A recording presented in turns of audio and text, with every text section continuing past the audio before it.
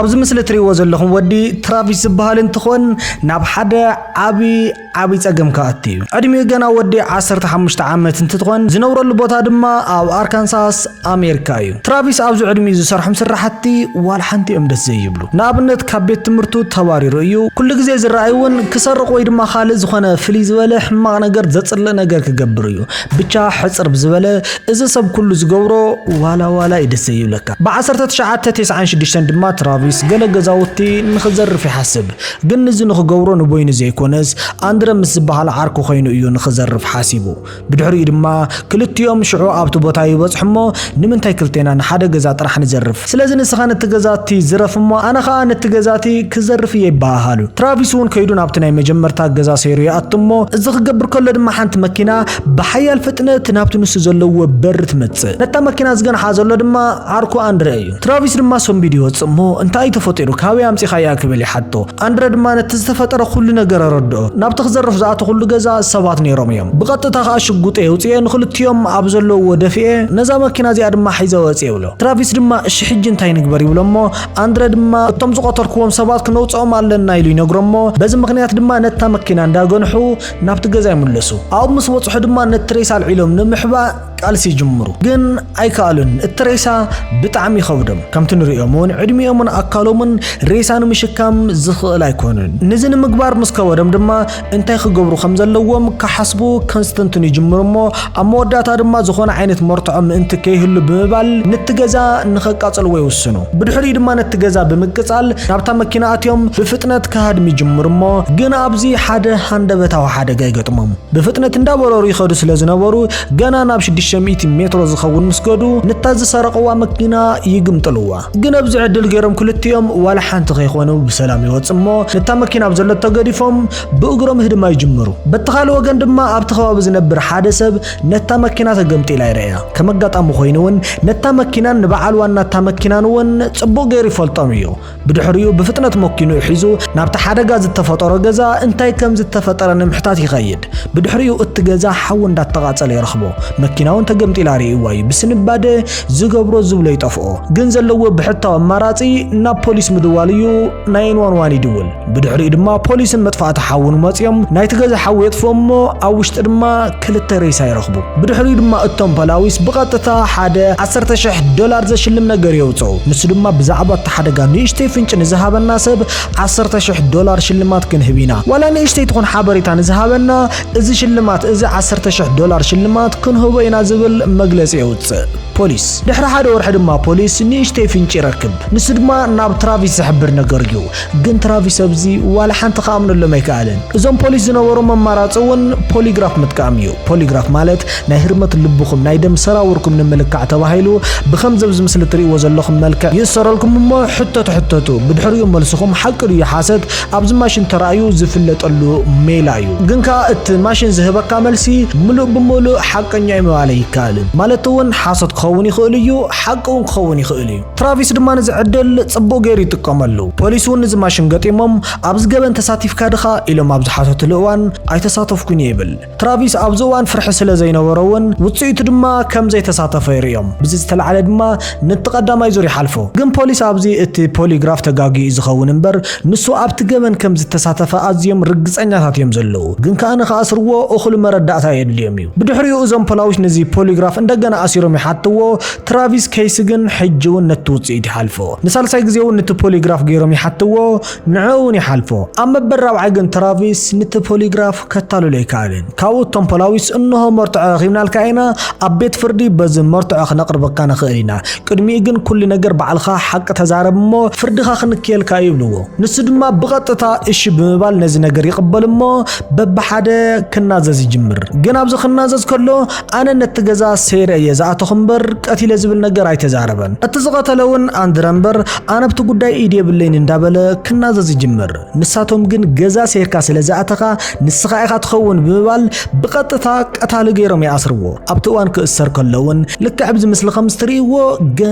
ገና ህፃን ቆልዓ እዩ እቶም ፖላዊስ ብዝነበሮም ሓበሬታ እንዳጻረዩ ምስከዱ እውን ኣብታ ዝተገምጠለት መኪና ናቱ ኣሰረ ጻብዕቲ እዮም ረኺቦም ኣብዚ ብፍጹም ክረኽብዎ ዘይከኣሉ ነገር እውን ናይ ኣንድረ ኣሰረ ጻብዕቲ እዩ እዚ ማለት ድማ እቲ ኩሉ ነገር ዝተፈጸመ ብትራቪስ ኢሎም ፖሊስ ኩሉ ነገር ነጥቅትለቱን ሓዊሱ እናው ይገብርዎ ትራቪስ ውን እንተኾነ አማራጽ የውልን አሜን ኢሊ ይቅበል ፒልዲሉን ይወስድ ድሕርቲ ፒልዲል መውሳደውን ክንፈርድል ካዶ ወይስ 28 ዓመት ክትእሰር ይብልዎ ንሱ ድማ 28 ዓመት ክእሰር ይብል ምኽንያቱ ብሕግን ፍርድን እንተኸይዱ እሞ ድማ ኩማጎት የምስብል ዕድሞ ልክዑ ከም ዝእሰር ግልጽ ስለዝኾነ እሱ ነዚ ፈሊጡ 28 ዓመት ይሕሸኒ ኢሉ በመቕባል ፍርድ ይቅጽል እቲ ታሪኽ ኣዝዩ መሳጥ እንዳኾነ ዝኸይድውን ድሕሪ ዘዩ በታለይቲ ትያ ዓርኮ አንድረ ካብ ዝቆተሎም ሰባት እቲ ሓንቲ ሳሊ ትበሃል እንትትኾን ሳሊ ድማ ማርታ ትበሃል ጓል ኣለታያ ማርታ ድማ ነቲ ኣዲኣ ዝተቐተለትሉ ገዛ ገለ ነገራት ኣስተኻኺላ ኣብቲ ገዛ መንባር ጀሚራ እያ ዘላ ማርታ ብመንጽር ዝበጽሓን ዝተፈጥረን ነገር ክትረአ ኸላ ኣዝያ ርህርህት ትበሃል ዓይነት ሰብ ንነገራት ውን ብፖዚቲቭ ዓይነት ትርኢ ዋላ ንኽፉኣት ንጨካናት ሰባት ብጽቡቕ ዓይነት ትርኢ ምስኪን ሰብ እያ ማርታ ድማ ንትራቪስ የቕረይለልካ ኣለኹ ብምባል ናብቲ ቤት ማእሰርቲ ደብዳቤ ትጽሕፈሉ ትራቪስ ውን ደብዳቤ መሊሱ ክልእ ኸላ ይጅምር ንሳ ውን መሊሳ ትጽሕፈሉ ከምዚ እንዳበለ ግዜ ይኸድሞ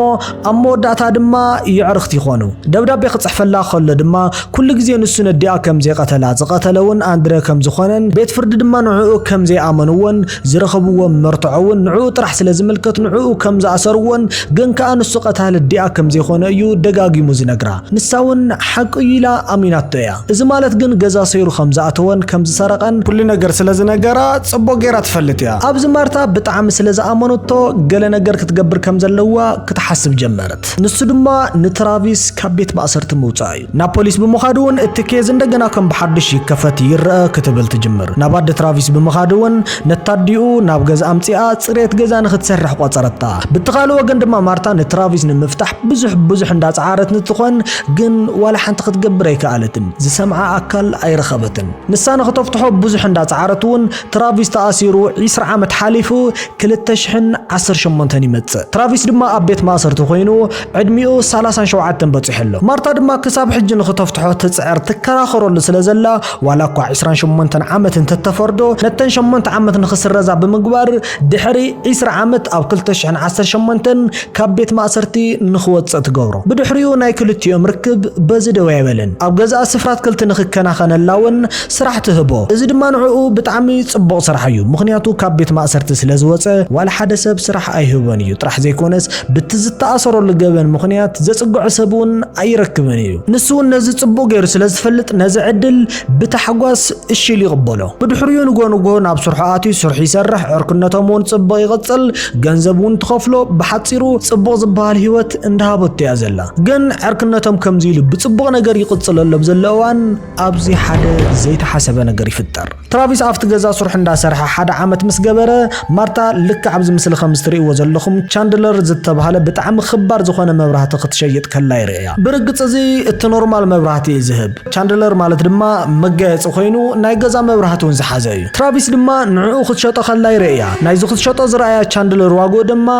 $10,000 እዩ እቲ ዝሸጠትሉ ሰብኣይ ድማ ገንዘብ ኣዝሃባ ብጥረ ገንዘብ ማለት ውን ብካሽ ስለ ዝኾነ ነቲ ገንዘብ ሒዛ ናብ ገዛ ኸይዳ ናብ ባንክ ኸይዳ ክሳብ ዘእትዎ ብምባል ውን ናብ መደቀሲ ክፍላእትያ ተቐምጦ ትራቪስ ድማ ኣብታ መዓልቲ ኣብቲ ገዛ ይሰርሕ ስለ ዝነበረ ነቲ ናይ መሸጣ ኩነታትን ነቲ ገንዘብን ኩሉ ነገር ጽቡቕ ገይሩ ይዕዘቦ ስለ ዘሎ እቲ ገዛ ቦይኑ ክሳብ ዝኾን ክጽበይ ይጅመር እሞ ከምቲ ንሱ ዝደለዮ ንቦይኑ ኣብቲ ገዛ ምስተረፈ ድማ ነቲ ዶላር ይሰርቆ ንጽባሒቱ ድማ ማርታ ነቲ ገንዘብ ቸክ እንተገበረት ገንዘብ ዝበሃል የለን ኣብ ድማ ነዚ ገንዘብ ክሰርቆ ዝኽእል ሓደን ጥራሕ እዩ ንሱ ድማ ትራቪስ ጥራሕ እዩ እዚ ነገር ድማ ንዓኣ ብጣዕሚ ልባይ ሰብራ ብጣዕሚ ትጉዳእ ድሕሪ እዚ ኩሉ ነገር ንትራቪስ ህይወት ይዋቶ ከንሱ ንሱ ግን እዚ ምግባሩ ብጣዕሚ ይሕርቃ ብዛዕባን ዋላ ሓንቲ ክትብልን ክትገብር ናይ ደልየትን ግን ካብ ስራሕ ንክተባረሮ ትውስን ንሱ ግን ህልም ዝበለ ፈጣጥ ሰብ ስለ ዝኾነ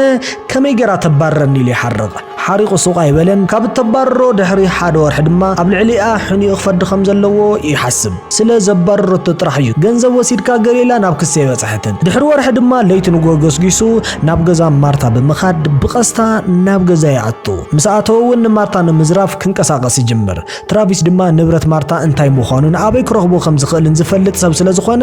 ኣብቲ ውሽጢ ገዛ ኣትዩ ገለ ነገራት ክነኻኽእን ዝዘርፎም ነገራትን ክገላብጥ ይጅምር እሞ ኣብዚ ሰዓት ድማ ማርታ ድምጽ ትሰምዕ ነዚ ምስ ሰምዕት ድማ ብቐጥታ ተሲኣ ነቲ ናይ ፖሊስ ኣላርማ ትጥውቆ እዚ ናይ ፖሊስ ኣላርም ማለት ድማ ብቐጥታ ናብ መደብር ፖሊስ ምልክት ዝህብ እዩ ማለት እውን ኣብዚ ገዛ ጸገም ኣሎ ኢሉ ህጹጽ ሓገዝ ዝሓትት ኣላርም እዩ ማርታ ድማ ነዚ ኣላርም ጠዊቓ ተሓቢኣ ንኽትጸንሕ ዓቕሊ ገበረትን እስኪ ክርኢ እንታይ ተፈጢሩ ገሌላ ክትዘርምስ ጀመረት እውን ምስ ትራቪስ ገጽ ንገጽ ተፋጢጦም ይረኸቡ ኣብዚ እዋን ትራቪስ ብፍጥነት ካራ ብምውጻእ ንማርታ ይወጋ ዝወጋኣ ግን ሓደ ግዜ ይኾንን ደጊሙ ደጋጊሙ ንማርታ ክሳብ እትመውት በሳሲዑ ይገድፋ ብድሕሪኡ ድማ ከም ዝሞተት ይረጋግጽ እሞ ኣንሶላ ኣምፂ ብምሽፋን ተቐጻጻሊ ጋዝ ናብ ልዕሊኣ ክንስንስ ይጅምር ከምዚ ንኽገብር ዝደልየሉ ምኽንያት እውን መረዳእታ ንምጥፋእ እዩ ግን ነቲ ሓዊ ገና ከይወልዖ ከሎ ፖሊስ ምልክት ተገይሩሎም ስለ ዝነበረ ይመጽዎ ብድሕሪኡ እቶም ፖላዊስ ይኣትው እሞ ሓደ ሰብ እውን ኣብ መሕጸቢ ክፍሊ ንምሕባእ ፈቲኑ ከም ዘሎ ይፈልጡ ብድሕሪኡ እውን እቶም ፖላዊስ ብረቶም ኣውፂኦም ብምፍርራሕ ንኽወጽእ حتى وما ترافيس أمام جن أي وصني بمبال بمسكوت يزلل بمسكوت زليل دما بزحيز وازم مكينا هد ما يجمر إذا خجبر كل دما التوم بلاويس بدحريت الناس عوان تخانو بزجرم كنا تعتون التمكينا قرب مسكدة ترافيس بزي كنا من قدي جن حاصل زنبرة أبتشكا ترجرج ترافيس أبز زلوا بحتى مراتي كابزا مكينا وريد كا بإجر خامو جاي كم مكينا وريدون جويا يجمر قرب مسجوي دما حدا عبيق على يرمو نبتق على زليل أتو نبز قالي زليل زعته ودما حمبيسو نعو سوغيرو نمهدامي نيرو قلنا حمسا دفرت راح أخل سلازي كونه مالتون ترافيس دفرت مبر نحمسا خلت سلازي نبرو أبو طحلي قاري تاريخ ترافيسوان أبزي بكا حدا قزي نسابات يقرأ مبال وسانن أدلين نقر ولا كوانتو خونه بدحريو زل غروات كاقن معرخن دينا أي زبل وسانن نقريو أبقى تصال بخالي فيديو الرخب